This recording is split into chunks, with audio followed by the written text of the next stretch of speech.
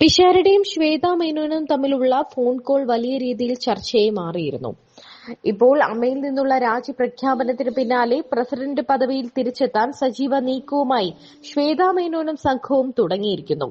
കണക്ക് ശരിയാക്കി അവതരിപ്പിക്കാനുള്ള അവസരം വേണമെന്നാവശ്യപ്പെട്ട് ശ്വേത അഡ്ഹോക് കമ്മിറ്റി പ്രസിഡന്റായ രമേശ് പിഷാരടിയെ വിളിച്ചു. എന്നാൽ ശ്വേതയുടെ ആവശ്യം പിഷാരടി നിരസിച്ചു. ആരോപണ വിധേയരായ ആളുകൾക്ക് ഇനിയും കണക്ക് ശരിയാക്കാൻ അവസരം നൽകാനാകില്ലെന്ന് പിഷാരടി വ്യക്തമാക്കി. പൊതുമാധ്യമങ്ങളിൽ വന്ന് രാജിപ്രഖ്യാപനം നടത്തിയ ആളുകൾക്ക് വീണ്ടും വന്ന് കണക്ക് ശരിയാക്കാൻ അവസരം കൊടുത്താൽ അത് പൊതുസമൂഹം അംഗീകരിക്കില്ല. സ്ത്രീകൾക്ക് മിണ്ടാൻ അവസരമില്ലാത്ത സ്ഥലമായി അമ്മ മാറിയെന്നും മറ്റുള്ള ശ്വേതയുടെ പരാതിയെ പിഷാരടി മുഖവിലക്കെടുത്തില്ല. സ്ത്രീകളെ സമ്പൂർണ്ണമായി ഭരണം ഏൽപ്പിച്ചപ്പോൾ അവർ തന്നെ ഉണ്ടാക്കിയ കുഴപ്പങ്ങളല്ലേ എല്ലാം എന്ന് പിഷാരടി ചോദിക്കുമ്പോൾ ശ്വേതയ്ക്ക് ഉത്തരമൊന്നുമില്ല. ഞങ്ങൾക്ക് നിരപരാധിത്വം തെളിയിക്കാൻ അവസരം തരില്ലേ എന്ന് ശ്വേത ചോദിക്കുമ്പോൾ നിങ്ങൾക്കെതിരായ ആരോപണങ്ങൾ നിങ്ങൾ തന്നെ അന്വേഷിച്ച് തെളിയിക്കാമെന്ന് പറഞ്ഞാൽ അത് അംഗീകരിക്കാനാവില്ലെന്ന് പിഷാരടി പ്രതികരിക്കുന്നു. അഡ്ഹോക് കമ്മിറ്റി ചേരുമ്പോൾ കൃത്യമായി കണക്ക് അവിടെ അവതരിപ്പിച്ചാൽ മതിയെന്ന് പിഷാരടി പറയുമ്പോൾ അഡ്ഹോക് കമ്മിറ്റിയിലെ പലരെയും വിശ്വാസമില്ലെന്നാണ് ശ്വേതയുടെ മറുപടി. നിങ്ങൾ 10 പൈസ പോലും കട്ടിട്ടില്ലെങ്കിൽ അത് തെളിയിക്കാൻ നിസ്സാരമല്ലേ എന്ന് ചോദിക്കുമ്പോഴും ശ്വേതയ്ക്ക് ഉത്തരമൊന്നുമില്ല. ദിലീപിനെ കോടതി വെറുതെ വിട്ടിട്ടും ജനം സമ്മതിക്കാത്ത നാടാണിത്. അതുകൊണ്ട് അമ്മയുടെ കമ്മിറ്റിയിലേക്ക് തിരിച്ചു വന്ന കണക്ക് ശരിയാക്കാൻ അവസരം തന്നാൽ കള്ളക്കണക്കുണ്ടാക്കാൻ അവസരം കൊടുത്തു എന്നേ ഈ ജനം പറയൂ എന്നും പിഷാരടി വ്യക്തമാക്കുന്നു. എന്നാൽ മറ്റൊരു സംഭവം ഉണ്ടായിരിക്കുന്നത് ആ കോളിൽ മൂന്നാമതൊരാൾ കൂടി ഉണ്ടായിരുന്നു എന്നും ആ മൂന്നാമത്തെ ആളാണ് ഓഡിയോ ലീക്ക് ചെയ്തത് എന്നുമൊക്കെയാണ് ഇപ്പോൾ പറയപ്പെടുന്നത്. അത് ആരാണ് എന്ന സംഭവം മാത്രമാണ് ഇനി അറിയേണ്ടത്. ശ്വേതാ മേനോൻ രക്ഷപ്പെടാൻ വേണ്ടി ഒരു കള്ളക്കഥ ഉണ്ടാക്കിയതാണ് എന്ന് തന്നെയാണ് എല്ലാവരും പറയുന്നത്. ആ കോളിൽ മൂന്നാമതൊരു നടി കൂടി ഉണ്ടായിരുന്നു എന്ന് പറയുമ്പോൾ അതൊരു പുതിയ കഥയാണെന്നാണ് ഉഷ ഹസീന ഇതിനോട് പ്രതികരിച്ചത്. നമുക്കൊക്കെ അറിയാം ഈ മൂന്നാമതൊരാൾ എന്ന് ഉദ്ദേശിക്കുന്നത് ആരെയാണ് എന്ന്. ആ വെള്ളം അങ്ങ് വാങ്ങി വെച്ചാൽ മതി. ഇതിൽ നിന്ന് രക്ഷപ്പെടാനുള്ള ഒരു വിദ്യയും ശ്വേതാ മേനോൻ നോക്കണ്ടെന്നാണ് പ്രേക്ഷകർ പറയുന്നത്. കാരണം രമേശ് പിഷാരടിയും ശ്വേതയും തമ്മിലുള്ള ഒരു സൗഹൃദത്തിന്റെ പുറത്തുണ്ടായ ഒരു ഫോൺ കോൾ ആണ് ആ ലീക്കായത്. അത് ശ്വേതാ മേനോൻ തന്നെയാണ് പുറത്തുവിട്ടത്. അത് ഇപ്പോൾ പ്രശ്നമായി എന്ന് മനസ്സിലായപ്പോൾ ശ്വേതാ മേനോൻ അത് മറ്റൊരു നടിയുടെ തലയിൽ കെട്ടിവെക്കാൻ ശ്രമിക്കുന്നു. എന്നാൽ അങ്ങനെ ഒരു നടി ഉണ്ടെങ്കിൽ തന്നെയും ഇവരുടെ ഫോൺ കോളിനുള്ളിൽ ഹൈഡ് ചെയ്ത് രഹസ്യമായി അങ്ങനെ ഒരു നടിയെ വെക്കേണ്ട ആവശ്യമില്ലല്ലോ എന്നാണ് ആരാധകർ ചോദിക്കുന്നത്. ചേച്ചിക്കെതിരെയാ പറഞ്ഞത്. ഈ പറഞ്ഞ പോലെ ചേച്ചിക്ക് ശ്വേത ചേച്ചിക്ക് ഒരു സമയം കൊടുക്കായിരുന്നു, അല്ലെങ്കിൽ ആരെങ്കിലും പറഞ്ഞു കൊടുക്കായിരുന്നു എന്നുള്ളത് പലരും അവിടെ ചിന്തിക്കുന്നില്ലല്ലോ. കുറെ പേര് ചിന്തിച്ചിട്ടുണ്ടല്ലോ, പറയാതിരുന്നതാ.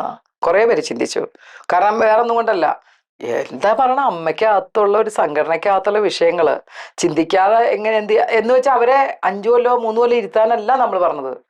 ഇവര് പോകുന്ന ഇപ്പൊ ഇനി അടുത്ത എന്തായാലും ഒരു ജനപൊടി വെക്കണം, ആ സമയം വരെ അവർക്കൊരു പീരീഡ് കൊടുക്കുക. എന്നിട്ട് അതെല്ലാം ക്ലിയർ ചെയ്തിട്ട് അവർ പോയിക്കോട്ടെ, വേറെ ആൾ കയറിക്കോട്ടെ. ശ്വേതയ്ക്ക് അവിടെ തന്നെ നിക്കണം എന്നുള്ള ശ്വേത പറഞ്ഞിട്ടുമില്ല.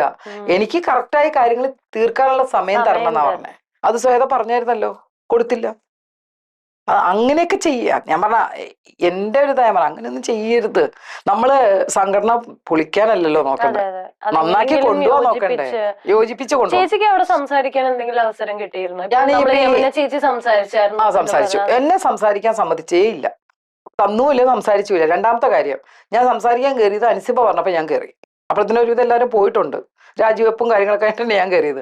അപ്പൊ അൻസിബ ചോദിച്ചതിന്റെ മറുപടി, അൻസിബ ഇതിന് മറുപടി പറയണം. ഞാൻ എപ്പോഴാണ് ഭീഷണിപ്പെടുത്തിയത്? പ്രിയങ്ക ചേച്ചി ഭീഷണിപ്പെടുത്തി, ആ കാര്യം ചോദിക്കാൻ ഞാൻ കയറി. അപ്പൊ തന്നെ അവൾ ഓടി വന്നു, മൈക്കിന്റെ അടുത്ത് വന്ന് എന്നെ കെട്ടിപ്പിടിച്ചു, പോട്ടെ ചേച്ചി സാരൽ. അവിടെ തീർന്നു. ഞാൻ പിന്നെ എന്തെങ്കിലും പറഞ്ഞിട്ടുണ്ടോ? ഒരു സ്ഥലത്ത് ഞാൻ സംസാരിച്ചിട്ടില്ല. എന്നെ ഇഷ്ടം പോലെ ഇന്റർവ്യൂവിന് വിളിക്കുന്നുണ്ട്, ന്യൂസ് ചാനൽ വിളിക്കുന്നുണ്ട്, ഞാൻ കൊടുക്കാറില്ലല്ലോ. എനിക്ക് ആവശ്യം തോന്നിയില്ല. കാരണം അമ്മയ്ക്കകത്തുള്ള അംഗങ്ങളെ കുറിച്ചായിരിക്കും നമ്മൾ ഓരോന്നും സംസാരിക്കുക. അത് പല രീതിയിൽ പുറത്തു വരും. എനിക്ക് താല്പര്യമില്ല. അപ്പോഴാണ് സലീമേട്ടന്റെ വിഷയം വന്നത്. അത് അതിലങ്ങ് കയറിപ്പോയി. അത് 1 മില്യൺ കൊണ്ട് അങ്ങനെ അങ്ങ് പോയി. അപ്പൊ പിന്നെ എന്റെ കാര്യം അതിലങ്ങ് തീർന്നു.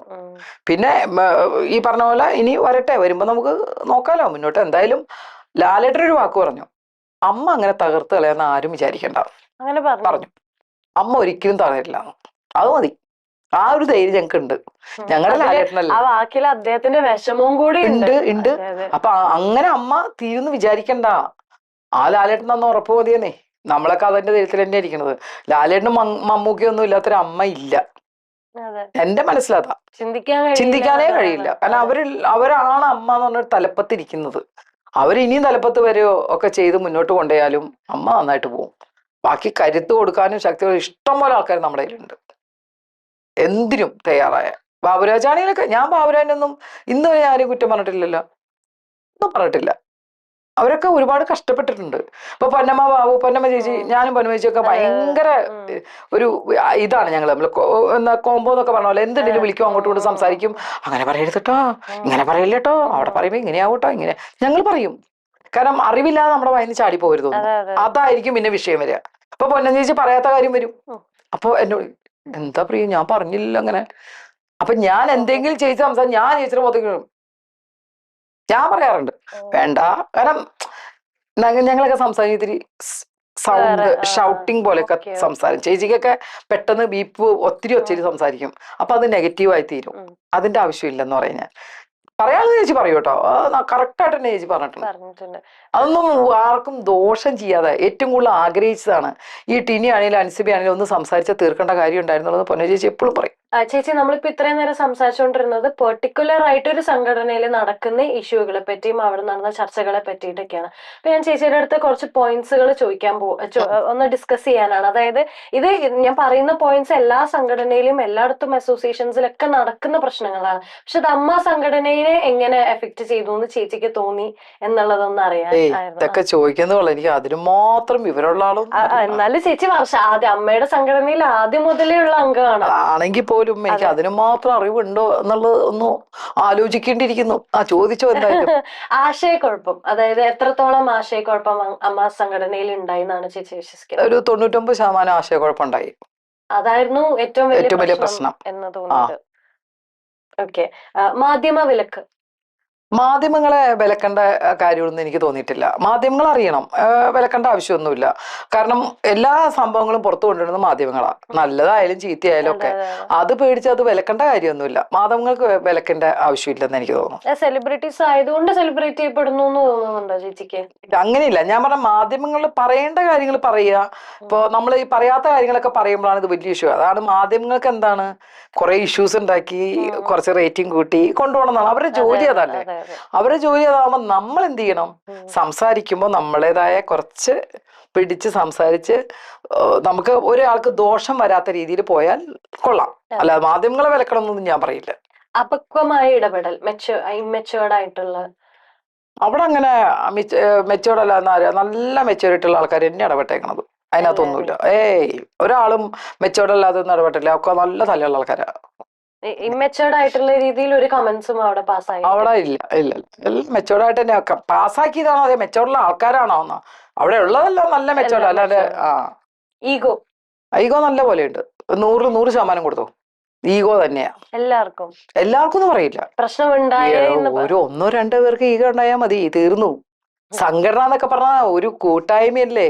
അതിനകത്ത് 1-2 ഉണ്ടായി കഴിഞ്ഞാൽ തന്നെ ഈഗോസ് ആയി തുടങ്ങും. പിന്നെ അവരിൽ നിന്ന് പൊട്ടിമുളച്ചിട്ടാണ് ഈ പ്രശ്നങ്ങൾ വരുന്നത്. ഈഗോയൊക്കെ ഉണ്ട്.